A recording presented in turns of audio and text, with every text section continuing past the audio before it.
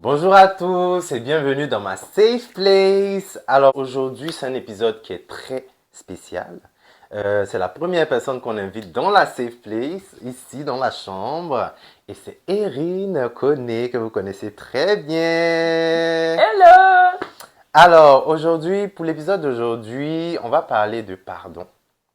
On est en plein dedans, on va parler de rédemption. On va essayer de faire un petit bilan sur tout ce qui a trait au projet. Pourquoi Erin aussi était dans le projet. Et je vais poser quelques questions à Erin et elle nous dira ce qu'elle pense en fait de la rédemption, du pardon et son expérience aussi avec le pardon. Et donc ça sera tout de suite après le générique. Jingle! Yes.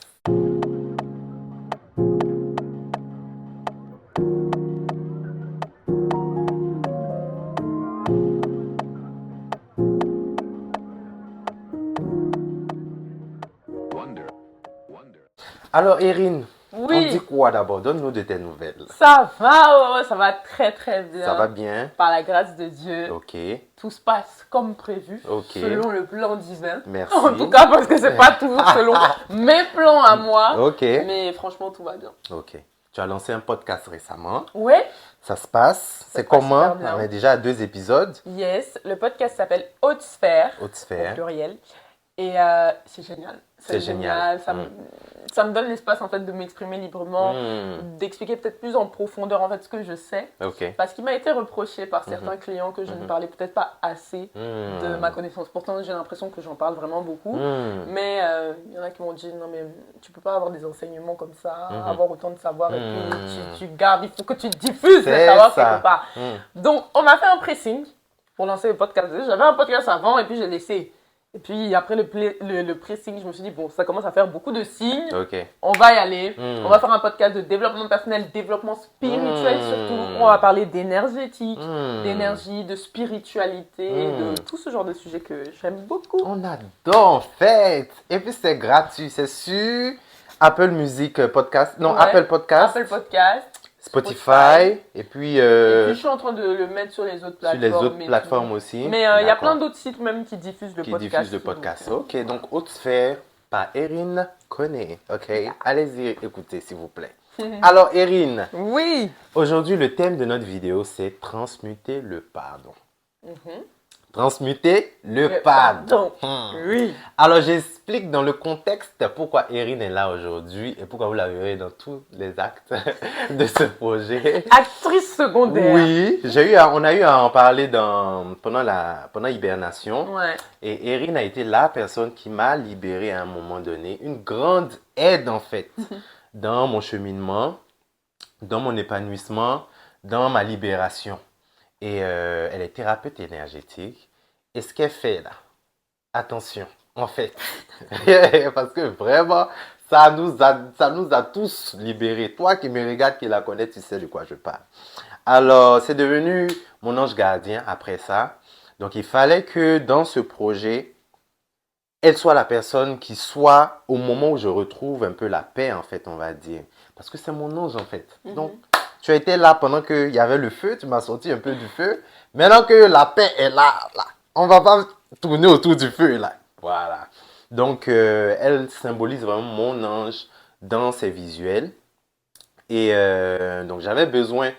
Là, elle est l'ange dans le projet. Mais là, bon, dans la vraie vie aussi, elle est l'ange. Mais il fallait que je lui pose en fait des questions au-delà du personnage qu'elle a dans le projet sur comment elle a eu à gérer elle-même le pardon. Et c'est pour ça qu'on est là aujourd'hui. Alors, Erin, que signifie rédemption pour toi? Alors, moi personnellement, j'assimile le terme rédemption au repentir. Voilà, donc moi je vois vraiment ça comme une démarche un peu de on laisse, on demande pardon. Je vois ça comme un truc like je capitule. Moi c'est plus comme ça que je perçois la rédemption. Tu sais, ce moment où en fait tu arrêtes de forcer avec la vie, ce moment où tu arrêtes d'essayer de vouloir tout contrôler et juste tu capitules. Tu dis Seigneur, l'univers, je te laisse faire. Donc, moi c'est comme ça que je le vois. Que tu vois la rédemption. Je pense que je te rejoins aussi. Je te rejoins aussi sur cette vision. Je pense que tu as très bien expliqué. On va passer à la deuxième question. peux-tu me raconter? Ça, c'est la partie où ça devient intéressant. On dit, peux-tu me raconter un moment où tu as dû apprendre à pardonner à toi-même, à quelqu'un d'autre? Et comment est-ce que ce que tu fais au quotidien t'a accompagné en fait dans ce processus-là? Ok, ben c'est bien parce que j'ai deux expériences. On adore. À moi-même Oui. et à quelqu'un d'autre. Et après, je parlerai de ce que je fais. Ok. Récemment, j'ai eu un grand pardon à me faire. Parce que j'avais énormément de culpabilité vis-à-vis de ça. C'est que j'ai conscientisé que peut-être que je n'étais pas la grande sœur aussi gentille que ce que je croyais. Donc moi, j'ai des petits frères. Je suis l'aîné de ma mère. Et en fait, j'ai dû beaucoup m'occuper de mes frères en tant qu'aîné, quoi. Tu vois. Donc, je prenais le relais quand ma mère elle était au travail, etc. J'allais chercher mes frères à l'école tous les jours. Et à cette époque-là, moi, j'étais ado, parce qu'il y a beaucoup d'écart d'âge avec mes frères. Le premier, il y a 7 ans d'écart et le deuxième, il y a 11 ans, tu vois. Et en fait, quand j'étais ado, j'avais envie de rester au collège et sortir avec les copains, copines, etc. Traîner et tout. Sauf que moi, l'heure arrive, il faut aller chercher les garçons à l'école, etc.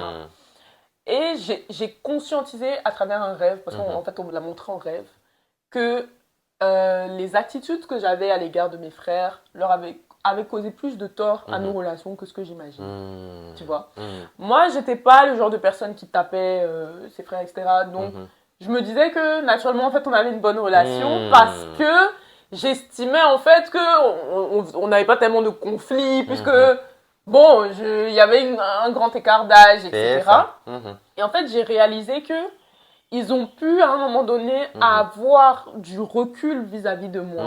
Peut-être même inconsciemment, parce que j'étais peut-être trop sévère, trop dure. Et j'ai conscientisé que cette dureté-là, parce qu'après je suis tombée sur des vidéos YouTube que j'avais filmées avec eux à l'époque où, quand j'ai vu certaines paroles que j'avais tellement de culpabilité en fait. Je me disais, oh mon Dieu, mais regarde. Parce que, en fait, aujourd'hui, je regarde ça avec l'œil et le recul de quelqu'un qui connaît l'impact des mots, qui sait que s'il y a un certain ton que tu prends, ça peut effrayer, etc. et tout. Donc, ok, tu tapais pas, mais t'étais dur dans ta manière de parler. Tu vois, je pouvais être en mode, oh, mais quoi? Y a quoi? Tu vois, c'était ce genre de truc. Tu étais agressif. Voilà, genre, mais y a quoi? Mais tu veux quoi? Mais parle vite, mais je comprends pas. C'était des trucs comme ça. Et je me rendais pas compte à l'époque, parce que j'avais 12 ans, 13 ans, 14 ans, je me rendais pas compte de l'impact que ça avait. Et en fait, c'est à travers un rêve qu'on m'a montré l'impact que ça avait eu sur mes frères. Et je me suis réveillée en pleine nuit, en larmes, en me disant, mais je suis un monstre, vraiment. Mais...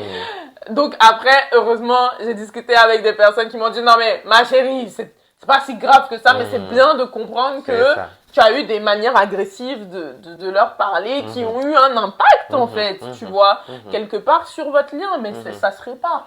Et bizarrement, je me suis rendu compte que je pense que mes frères n'en tiennent même pas rigueur et n'en ont même pas conscience. Mais moi, le fait d'avoir conscientisé la gravité, entre guillemets, de mes comportements, étant aujourd'hui thérapeute et avec toute la conscience que j'ai et la maturité que j'ai acquis, c'était horrible pour moi. Et je me suis sentie vraiment méchante, monstrueuse. Alors que je suis sûre que si tu demandes à mes frères comment ils me perçoivent, je pense même pas qu'ils vont te dire tout ça, tu vois. Donc, il y a eu un grand pardon, là, très récemment à faire. Parce que j'ai compris aussi que j'avais des frustrations, que peut-être que parfois j'ai eu des responsabilités que je n'étais pas censée avoir à mon âge.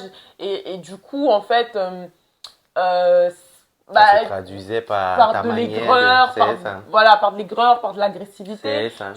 J'ai compris aussi que bon, c'était quand même une période de ma vie aussi où c'est l'adolescence, j'étais pas forcément totalement bien avec moi-même, donc naturellement, c'était pas un love que je pouvais retransmettre et tout. Mais c'est vrai que ça a été mon pardon personnel qui a été vraiment ça m'a fait mal, tu vois, ça m'a fait mal.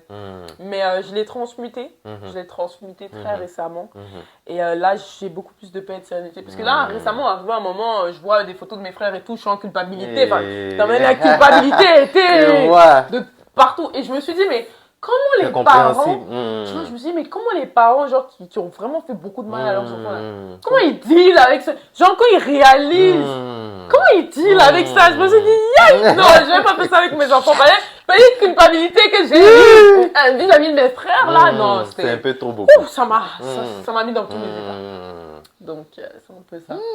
Quelle histoire, quelle histoire. Donc, tu as réussi à te pardonner. Ouais. Et est-ce que dans le même sens, tu as essayé de prier pour dire que j'espère que mes frères me pardonnent si jamais ils ont des trucs en cœur et tout? Oui. J'ai envoyé des invocations à leur rencontre pour apaiser leur cœur.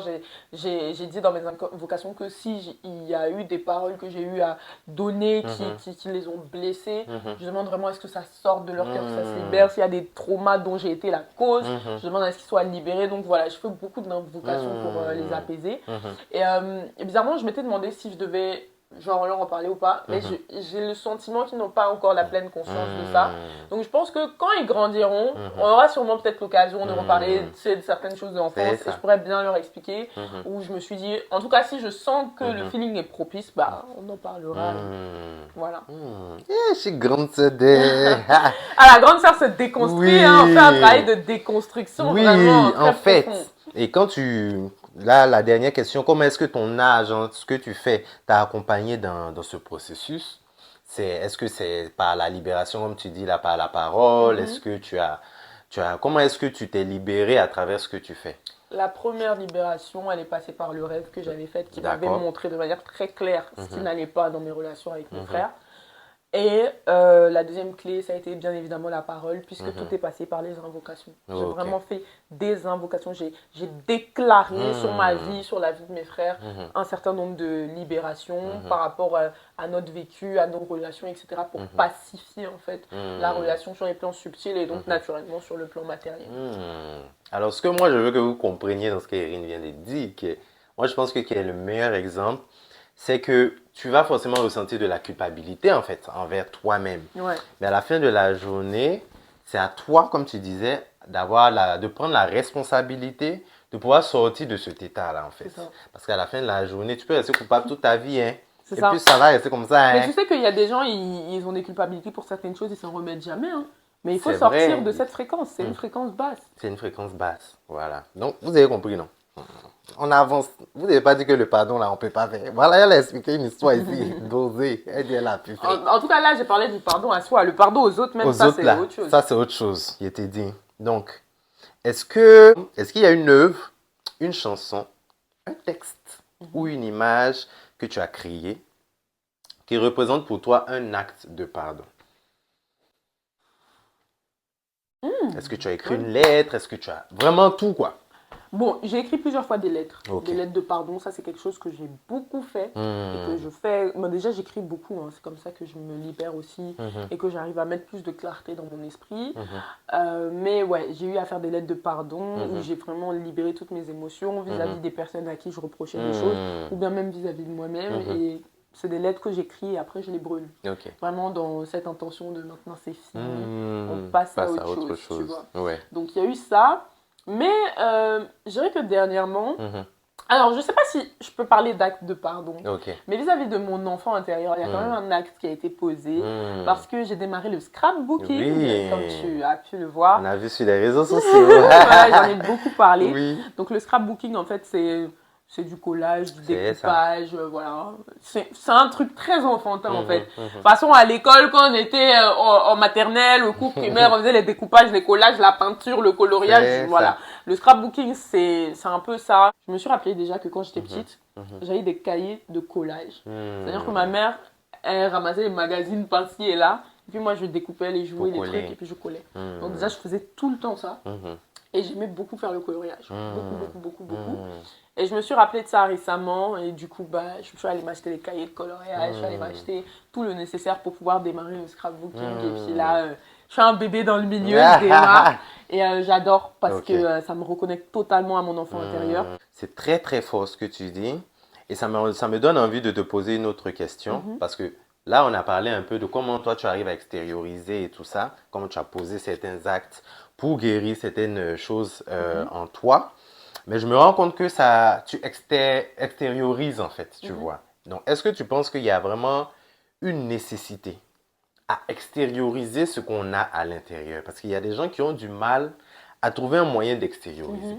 Il y en a peut-être, c'est pas forcément qui n'arrivent pas forcément à écrire, peut-être. Il y a des gens je sais pas, qui n'ont pas forcément une activité artistique, peut-être une activité sportive, je sais pas. Mais il y en a qui ont ce mal-là à extérioriser quand on leur dit d'extérioriser. Ouais. Qu'est-ce que tu leur dirais? Et surtout, est-ce qu'il y a vraiment une importance à le faire? C'est très important. Ton ventre n'est pas une valise. Voilà, ton ventre n'est pas une valise. Ton ventre n'est pas censé contenir tous tes dons, tes talents, tes capacités, tes non-dits. C'est pas la fonction du ventre. Le ventre n'est pas là pour ça. Le ventre est là pour digérer, évacuer. Donc, c'est très, très, très important. Et quand on parle en fait d'extérioriser, on ne parle pas juste d'extérioriser le négatif, les ressentis, les non-dits, les colères, les émotions, même si c'est extrêmement important.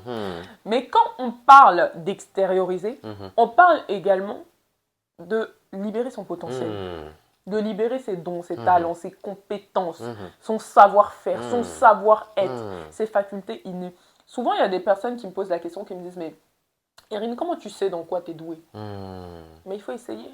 Il faut tester plein de choses. Un matin, tu te lèves, tu essayes de chanter, tu vois, oh, ça ne donne pas. Bon, ok, va danser.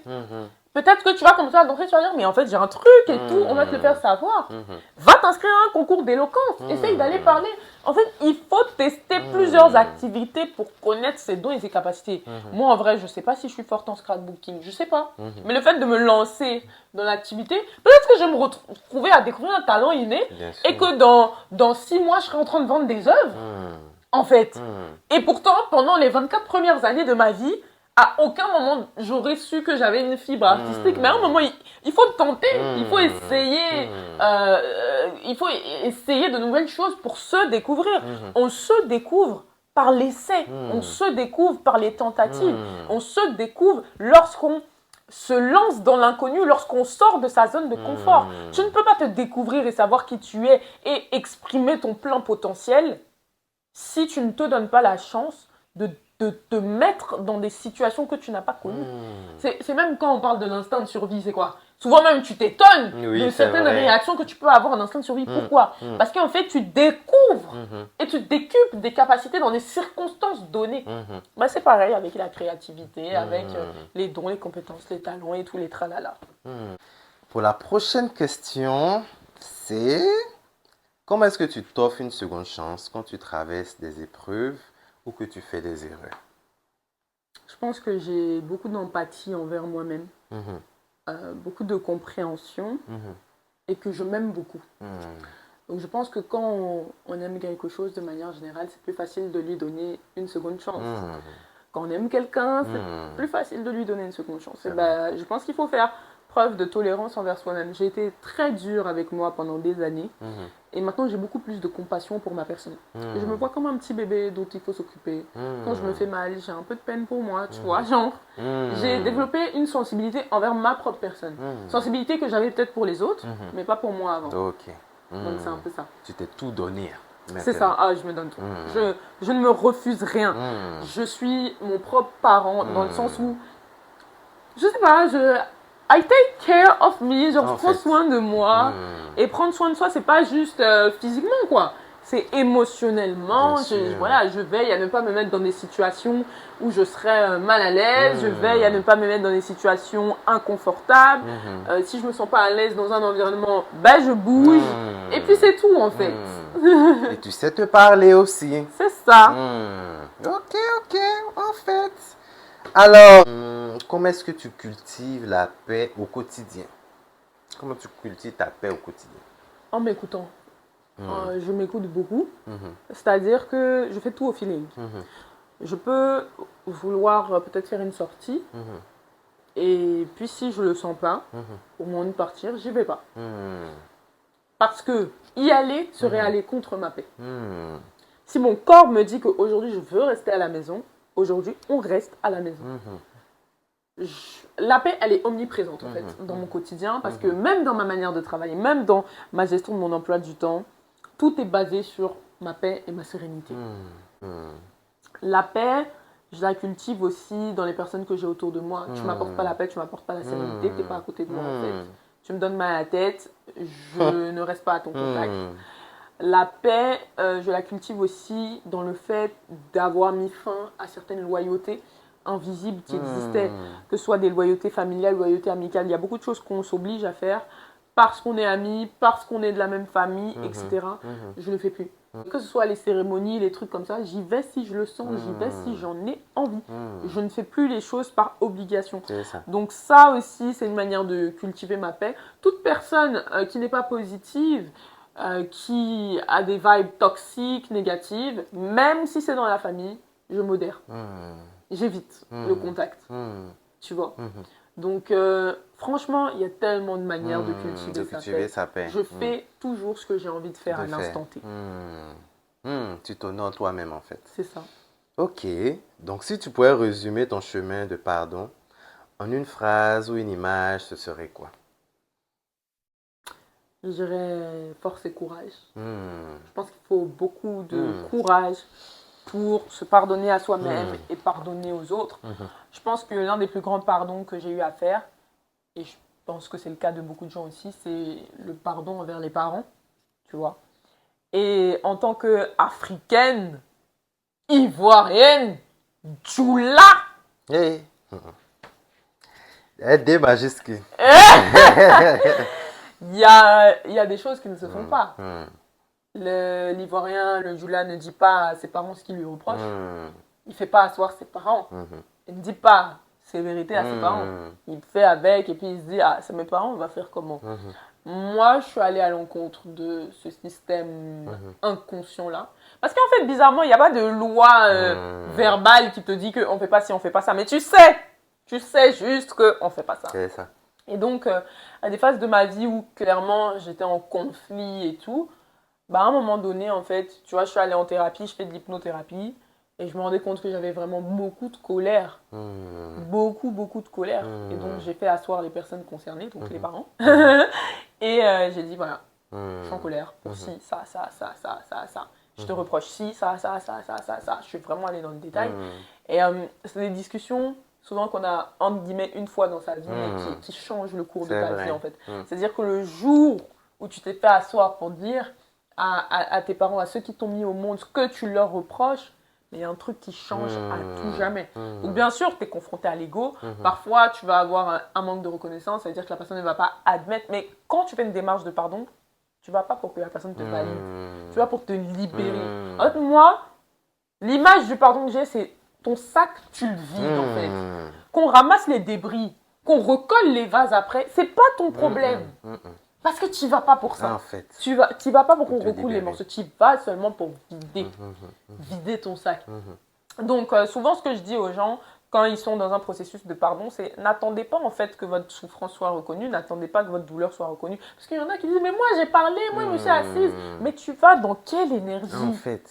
Parce que si tu vas dans une énergie de confrontation, de colère, c'est ce qui va t'être renvoyé. Par contre, si tu fais une démarche de pardon en y allant dans une posture de paix, en disant que, en fait, ce que tu me dis, ou ce que tu auras à me dire n'aura aucun impact sur moi. Parce que je ne suis pas là pour que tu t'excuses. Je ne suis pas là pour que tu me demandes pardon. Je suis juste là pour te dire ma vérité. Tu vois. Et à partir de là, c'est là que tu entres dans le véritable pardon. Tu vois. Je me rappelle que j'avais déjà eu des discussions avec ma mère par rapport à elle, sa propre vie et tout, et des choses qu'elle devait pardonner. Et elle me disait, mais j'ai pardonné, c'est moi, c'est passé et tout. Et je disais, bon, tu dis, tu as pardonné. Est-ce que tu ressens encore de l'émotion quand tu parles de ces événements? Oui. Est-ce que tu ressens que les situations ont mis de la distance entre toi et les personnes concernées? Que tu es peut-être plus sur tes gardes ou plus sur de la réserve? En tout cas, c'est plus comme avant. Oui. Donc, tu n'as pas pardonné. Tu as juste mis ça dans un coin de ta tête, histoire de te dire, je veux plus y penser. Mais ce n'est pas un véritable pardon. Ce n'est pas un pardon sincère. Parce que le pardon sincère, là, tu peux regarder la personne droit dans les yeux. Et puis, il n'y a rien, en fait. C'est comme s'il ne s'était jamais rien passé. Elle ne t'inspire rien, aucune colère, aucune... Non, juste, tu vois la personne comme un être humain qui a ses failles, qui a ses forces, qui a ses faiblesses, qui a ses traumas, qui ne s'est peut-être pas déconstruit, qui a peut-être l'intelligence émotionnelle d'un enfant, même si c'est quelqu'un qui a peut-être 50 ou 60 ans. Et tu la vois juste pour ce qu'elle est. Du coup, tu lui en veux pas parce que tu comprends que c'est une âme qui est venue faire son expérience sur Terre. Tu comprends que c'est pas parce que, en fait, c'est la personne qui t'a enfanté qu'elle est forcément, et qu'elle doit forcément être parfaite. Tu comprends juste que c'est une âme qui est venue faire son chemin, qui est venue apprendre certaines choses. Et tu comprends que toi aussi, tu es peut-être là pour enseigner cette âme-là. Et que c'est pas parce que, en fait, c'est ton parent, ou c'est ton oncle, c'est ta tante, c'est ton grand-parent, et qu'il y a 30, 40, 50 ans d'écart entre vous, que tu n'as rien à lui transmettre, que tu n'as rien à lui apprendre. Parce que parfois, ton âme même est plus évoluée que celle de la personne. Ton âme a plus de sagesse, ton âme a eu peut-être plus d'incarnation. Donc, lorsque tu vas te mettre face à cette personne, oui, sur le plan de la matière, elle est plus âgée que toi. Mais sur le plan de la sagesse d'esprit et de la sagesse d'âme, peut-être qu'elle a une maturité émotionnelle de un enfant de 15, 20 ans ou 10 ans. Donc, tu vois plus les gens pour ce qu'ils t'ont fait, tu les vois pour ce qu'ils sont en tant qu'âme et dans leur essence profonde. Et à partir de là, tu ne peux pas être en colère contre quelqu'un. Donc, c'est comme ça que tu donnes le pardon aux gens finalement. Oui, et puis je ne leur donne pas le pardon. Le pardon même, il est pour moi. C'est pour toi d'abord. Je m'accorde la grâce de leur pardonner pour ma propre paix. Personne. Tu vois. C'est pas à toi que je fais du bien quand je te pardonne. Parce que, en vrai, tu peux exprimer à quelqu'un qui fait défaut dans son comportement et lui, il peut rentrer dans une grave culpabilité. Bien sûr. Pourtant, toi, tu seras en paix. Bien sûr. Mais tu ne seras pas en paix parce qu'il se sent coupable. Tu seras en paix parce que tu t'es exprimé. Bien sûr. Tu vois ce que je veux dire? Donc, on ne pardonne pas forcément pour faire du bien à l'autre. Le pardon est un acte égoïste. Tu pardonnes parce que ça te ronge. Tu pardonnes parce que c'est toi qui dors pas. C'est toi qui as mal. C'est toi qui as des traumas. C'est toi qui as des actions en fait que tu n'arrives pas à comprendre par résultat à des actes qui ont été posés par le passé. Donc, pour te libérer, pour ta propre paix et pour retrouver ta sérénité d'esprit et pour pouvoir avancer dans ta vie et attirer les gens que tu veux attirer dans ta vie, les opportunités que tu veux attirer dans ta vie et l'argent que tu veux attirer dans ta vie, tu comprends que ce step, il doit passer. Et tu sais, sur la carte de la conscience humaine, donc c'est un document qui a été théorisé par le docteur David Hawkins, il liste les différents niveaux de conscience humain du plus bas au plus élevé. Le plus bas niveau de conscience, c'est celui de la honte, il me semble, mais on parle même du drame. Et le plus haut niveau de conscience, c'est l'état avatar. Donc avatar, c'est conscience pleine. C'est ça. Conscience pleine de soi, du monde qui nous entoure, des plans subtils. Voilà, c'est le plus haut niveau de conscience. Et en fait, dans la hiérarchisation, arrivé à un moment, je ne sais plus comment s'appelle ce niveau de conscience, mais il y a un niveau de conscience qui est affilié au pardon. Et tu comprends que tant que tu ne passes pas ce step-là, tu ne peux pas connaître l'amour inconditionnel, la paix et toutes les autres fréquences les plus élevées. Donc en fait, c'est un seuil, c'est un véritable palier. C'est-à-dire qu'il y a des niveaux dans votre vie que vous n'atteindrez jamais si vous ne vous êtes pas pardonné à vous-même et si vous n'avez pas pardonné aux autres. C'est un passage obligatoire. Obligatoire dans le sens où, pour quelqu'un qui cherche à s'élever, c'est un passage obligatoire. Il y a des gens qui ne passeront jamais ce seuil et qui mourront sans avoir transmuté ça. Et c'est ok, c'est les chemins de chacun. Peut-être que dans les prochaines incarnations, ils comprendront, mais ce ne sera pas dans celle-ci. Mais si vous êtes déjà dans cette vidéo, c'est que vous avez un minimum de conscience, vous vous questionnez sur votre vie, vous avez une envie d'avancer, une envie d'évoluer, donc plus que personne d'autre, vous devez comprendre que ce step-là, va vous ouvrir des portes dans votre vie. Littéralement. Et comme tu dis, il faut conscientiser aussi que c'est dans l'inconfort qu'on finit par devenir une meilleure personne en fait. Parce que c'est vrai que ce pardon-là peut être inconfortable dans le sens que tu te rattaches à des situations que tu as vécues, où ça a été douloureux et tout ça. Tu n'as pas envie d'oublier, tu n'as pas envie de passer à autre chose, mais il faut. C'est dans cet inconfort-là, en fait, que tu pourras passer ce seuil-là et puis t'ouvrir à vraiment bien plus de choses, en fait, bénéfiques pour toi et puis sur ton chemin, comme tu dis. Exactement. Alors, la question qui est là. Quel message? Parce que aussi, je sais que par ton expérience, tu pourras, à travers cette vidéo-là, conscientiser et peut-être permettre à certaines personnes de se questionner et se demander vraiment comment faire le pas sur la transmutation du pardon. Donc, quel message aimerais-tu transmettre à quelqu'un qui n'arrive pas encore à se pardonner là maintenant? Je dirais que ça te regarde. Bah, si tu ne te pardonnes pas là, c'est toi qui souffres. Si tu ne te pardonnes pas, qu'est-ce que ça va changer à la vie de Bonnie? Qu'est-ce que ça va changer à la vie d'Erin? C'est toi qui vis ta propre vie. En fait. C'est toi qui souffres, c'est toi qui as mal, c'est toi qui es bloqué, c'est toi qui as des résistances. Donc si tu t'aimes assez là, tu trouveras la voie du pardon. On ne va pas t'expliquer. Parce que quand une maison est en feu, on n'explique pas à quelqu'un comment sortir. Il sort de lui-même. Donc nous, on peut te donner les clés, nos expériences de vie. Mais la vérité est que si ça chauffe vraiment dans ta vie, tu sauras trouver la voie de la rédemption. Eh Dieu!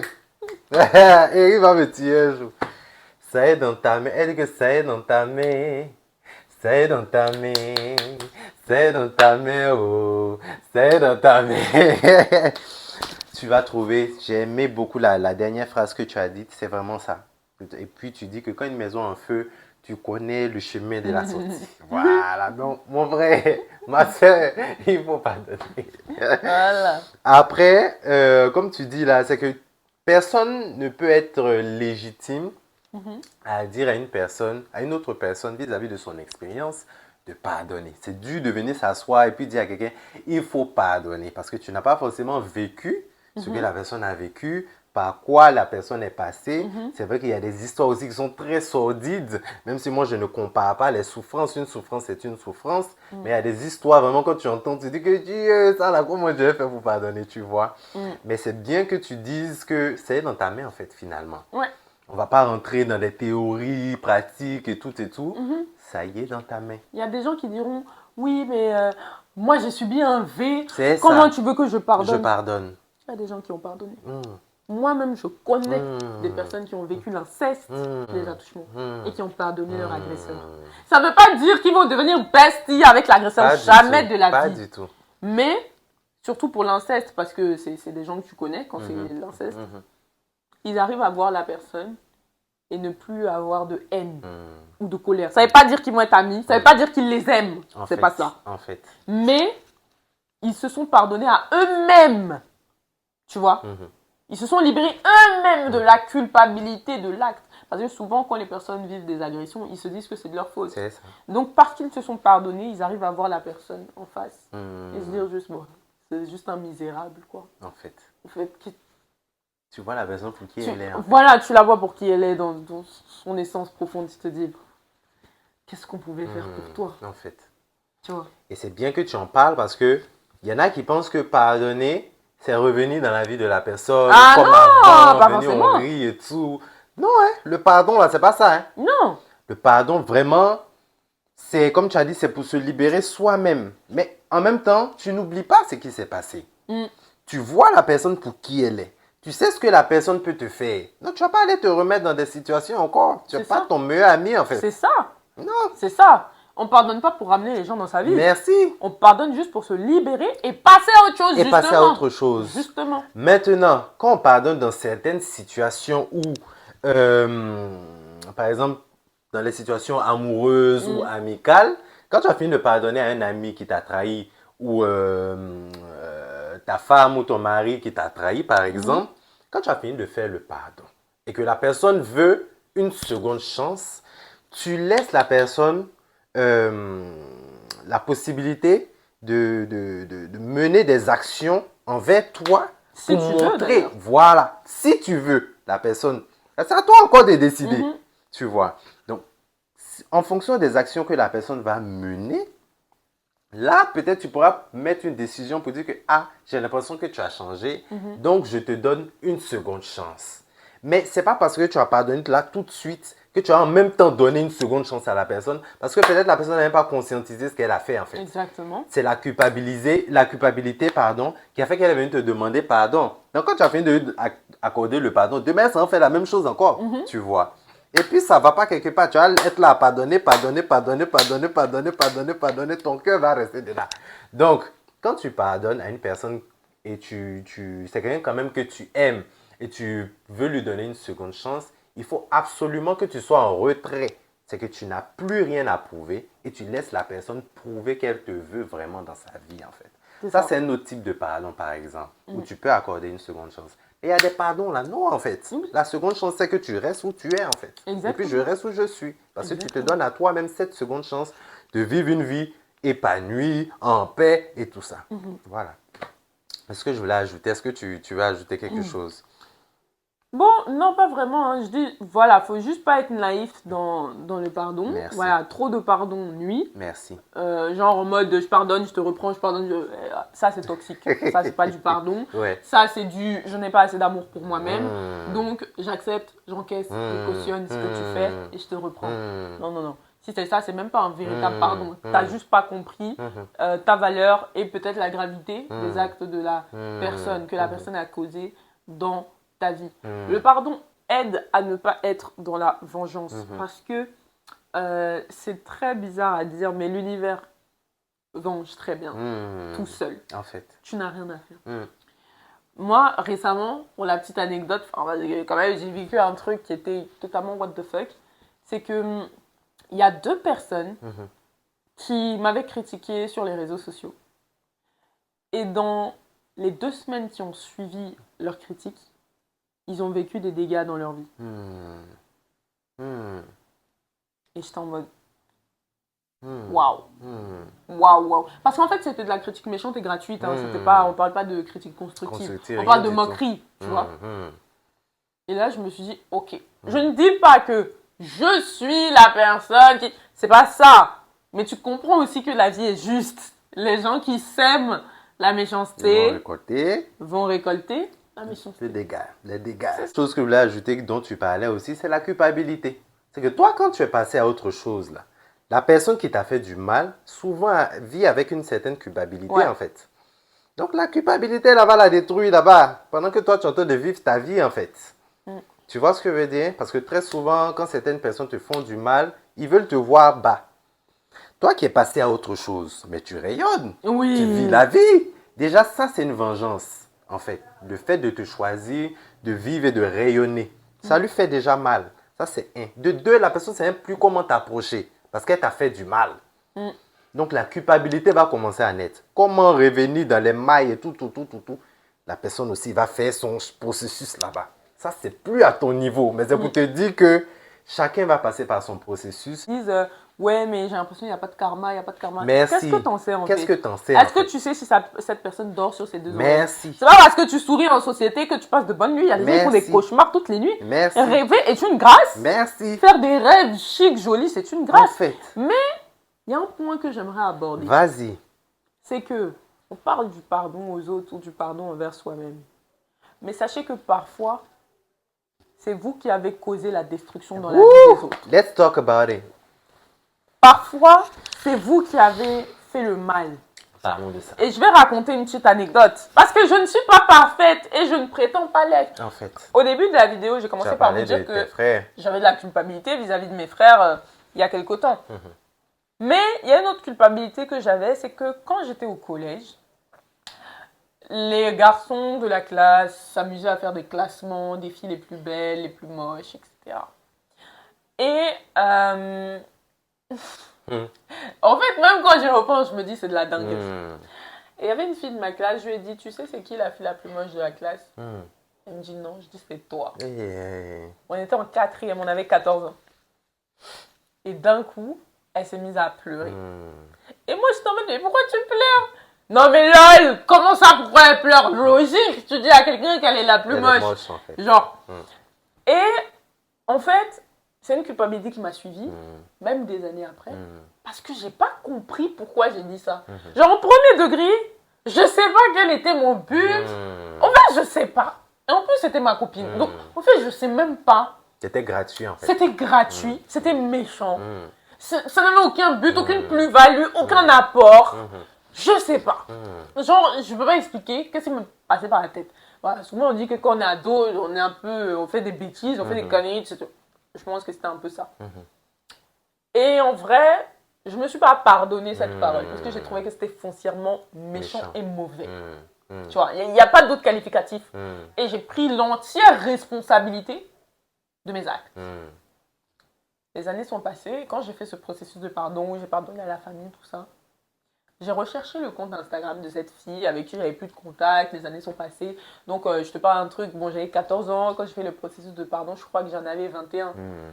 Donc, c'était 7 ans plus tard, je crois. Pratiquement, ouais. Ouais. 14, 15, 7. 6, 20, Ouais, 7 ouais, ans. c'est ça, 7 ans plus tard. Donc, j'ai recherché son Instagram et je suis allée lui écrire. Je dis hello, j'espère que tu vas bien et que tu te souviens de moi. Ça fait des années qu'on ne s'est pas parlé, mais je me suis souvenu que quand on était au collège, il y a eu telle parole à ton encontre. Je voulais te demander pardon, je m'excuse sincèrement parce que non seulement c'était méchant, c'était gratuit, ça n'apportait rien. Et aujourd'hui, j'ai conscience que ça détruit l'estime et la confiance d'une personne. Donc, je tiens sincèrement à te demander pardon pour cette parole que j'ai eu à proférer à ton encontre. Vous imaginez le choc de la fille? Archi dépassé, enfin, c'est totalement inattendu. Vraiment, 120 mais ans après. C'était un acte de réparation que En j'avais fait. besoin de faire en fait. Et donc elle m'a répondu, elle m'a dit oui, je me souviens, mais t'inquiète pas, moi aussi le temps est passé, j'ai travaillé ma confiance en moi, je t'en veux pas. On était des ados, bon, c'est des trucs qui arrivent. En tout cas, merci d'être venu demander pardon, de t'être excusé. Et sache que pour moi, il n'y a pas de problème. Et là, je me suis sentie soulagée. En fait. Donc oui, il y a des gens qui devaient me demander pardon, mais moi aussi, je devais demander pardon. Voilà. Hey, merci. Parce que on n'est pas assis ici en train de vouloir dire que nous on est parfait et tout, genre dans notre vie là. C'est que les gens qui nous ont fait du mal. Non. La vie a fait que souvent, tu as eu à faire du mal aux gens. Oui. Moi, je sais que dans mon expérience, par exemple, et là où je me dis que peut-être ça a été ton expérience, c'est que quand les gens sont méchants avec toi, à l'école et tout, à un moment donné, soit tu es la victime de service, soit tu deviens le bully. Et moi, j'étais devenu le bully parce qu'à un moment donné, je n'ai pas resté la victime. Donc, tu me suis, je t'insulte. Donc, à un moment donné, j'ai eu à insulter des gens, à dire des choses à des gens comme ça, en fait. Juste parce que c'était mon mécanisme de défense, tu vois. Mais comment est-ce que ces gens-là ont vécu ça? Jusqu'à aujourd'hui, je ne sais pas. Tu vois ce que je veux dire? Peut-être que ça les a blessés, peut-être que j'ai eu à dire des choses vraiment, j'ai regretté, tu vois. Même culpabilité comme toi. Mais à un moment donné, il faut avoir beaucoup de compassion aussi pour soi-même, pour son parcours, et de se dire qu'on n'est pas parfait en fait. C'est ça. Et le pardon que tu espères d'une autre personne qui t'a fait du mal, tu peux pas en fait être dans une position où tu te plains qu'une personne n'est pas venue s'excuser vis-à-vis de toi, quand toi-même tu as eu à faire du mal dans ta vie et tu ne t'es pas excusé. Parce que tu veux le pardon de ces personnes-là.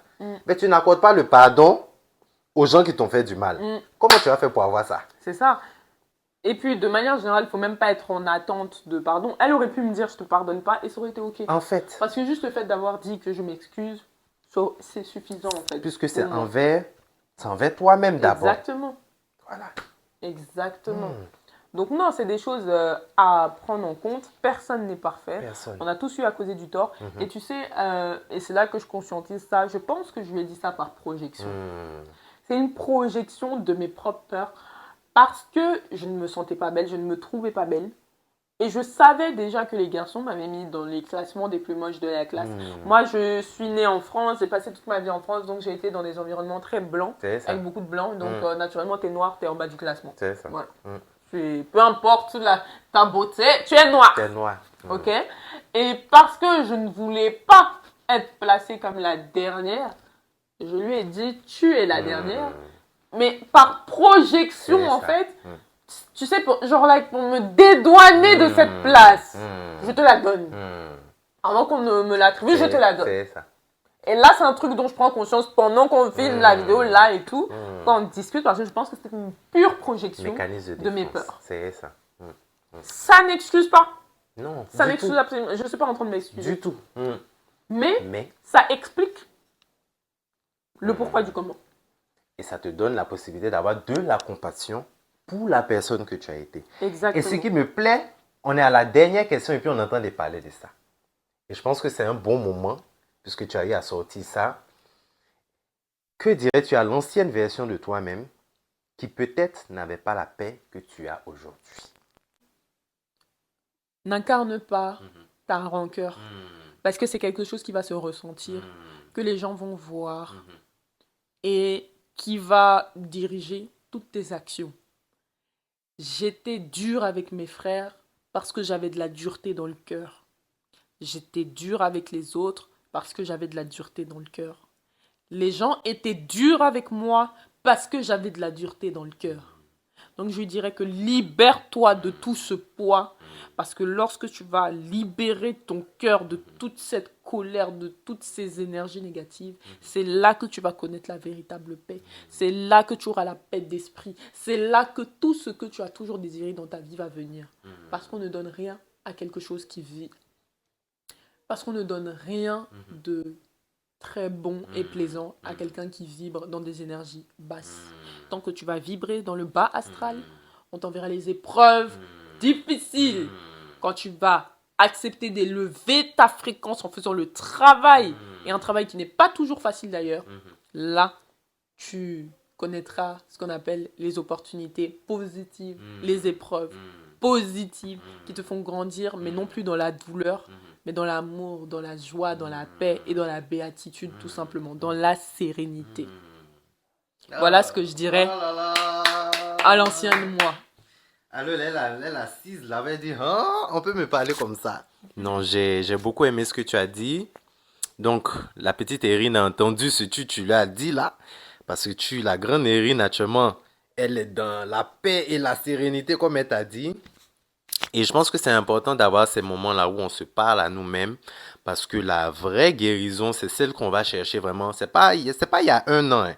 C'est même pas hier même. C'est celle qu'on va chercher quand on était encore enfant, vraiment en arrière, quoi. C'est là-bas qu'on va chercher la vraie guérison et les vraies raisons qui nous ont emmenés là où on est aujourd'hui. Tout ce qu'on a voulu oublier, là. Il faut aller ouvrir les malles, là, et puis se confronter à nous-mêmes, se regarder dans le miroir et faire vraiment le tri entre ce qu'on prend, ce qu'on ne prend pas, et puis on avance en fait. Voilà. Merci beaucoup Erin pour cette vidéo. Je pense que tu as donné énormément de points sur le pardon. À vous qui allez regarder cette vidéo, j'espère, soit si vous êtes dans un processus de pardon, si vous avez pardonné, j'espère que cette vidéo va vous impacter à continuer ou à entreprendre en fait la décision, l'acte de pardon. Trouvez votre moyen à vous-même d'extérioriser et d'attirer, comme tu dis là, de nouvelles, comme vous serez dans cette fréquence du pardon là, d'attirer de nouvelles choses, de belles choses positives dans votre vie, dans votre épanouissement. Et puis vous allez devenir les meilleures versions de vous-même. Et quand on dit meilleure version de soi-même, on parle de la version la plus authentique. Absolument. Merci, parce que personne est parfait en fait. Donc Erin, merci beaucoup pour cette vidéo. Alors, invité. de rien. Ça c'est acte 2. Hein.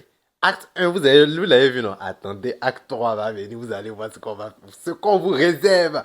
Alors, bye bye bye et à la prochaine. Bisous.